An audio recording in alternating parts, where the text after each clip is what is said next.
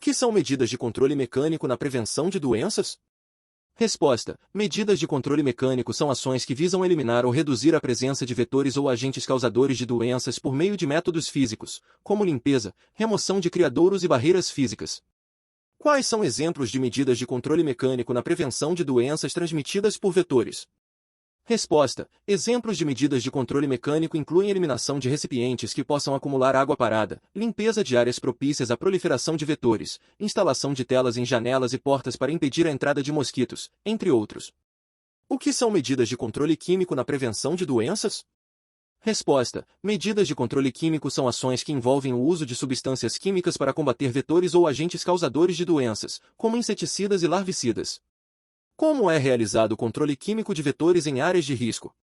Resposta: o controle químico de vetores em áreas de risco é realizado por meio da aplicação de inseticidas em locais estratégicos, como áreas infestadas ou propensas à proliferação de vetores, seguindo as normas e regulamentações estabelecidas. Quais são os cuidados necessários ao utilizar medidas de controle químico? Resposta: ao utilizar medidas de controle químico, é importante seguir as instruções dos fabricantes, usar equipamentos de proteção individual adequados, aplicar os produtos de forma segura e responsável, e garantir a ventilação adequada dos ambientes. O que é considerada uma área de risco em relação às doenças transmitidas por vetores? Resposta: uma área de risco em relação às doenças transmitidas por vetores é aquela onde há maior prevalência de vetores ou maior incidência de casos da doença, podendo incluir regiões com condições favoráveis à reprodução e disseminação dos vetores. Como identificar uma área de risco em relação às doenças transmitidas por vetores?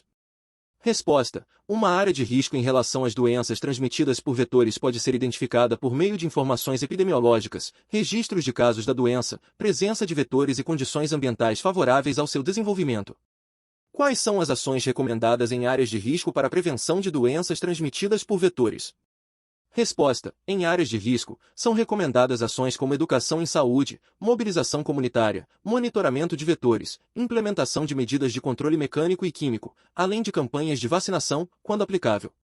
Quais são os benefícios de implementar medidas de controle em áreas de risco?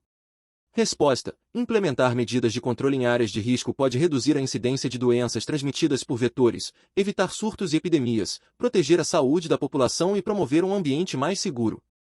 Quais são os desafios da implementação de medidas de controle em áreas de risco?